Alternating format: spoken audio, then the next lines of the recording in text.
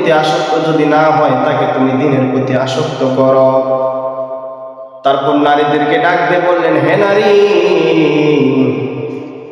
হে নারী, তোমার মেয়ে এবং স্বামী যদি দিনের প্রতি যদি আকৃষ্ট যদি না হয়, জান্নাতের প্রতি যদি আকৃষ্ট যদি না হয়, তোমার স্বামী সন্তানকে তুমি দিনের দিকে নিয়ে আসো। মুসলমান বাবাজিরা আমার, দুনিয়ার মধ্যে যদি বুঝতাম সেই জাহান্নামের আগুন কি মারাত্মক জায়গা। ও মুসলমান বাবাজিরা আমার,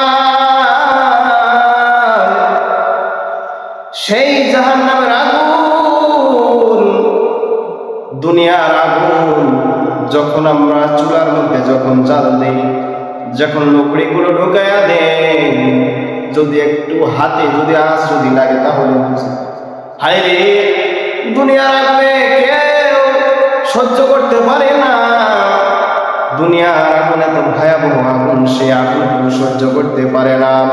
মুসলমান বাবাজিরা আমার, একটা বার ভেবে দেখেন না, দুনিয়ার আগুন আমরা সহ্য করতে পারি না, তাহলে সেই জাহান্নামের আগুন আমরা কিভাবে সহ্য করব? জাহান্নাম এমন একটা জায়গা যে মানুষকে যখন নিয়ে যায়, মুসলমান বাবাজিরা খুব খেয়াল করে শুনবেন, মুসলমান বাবাজিরা আমার একটি ঘটনা মনে পড়ে গেল। মুসলমান বাবাজিরা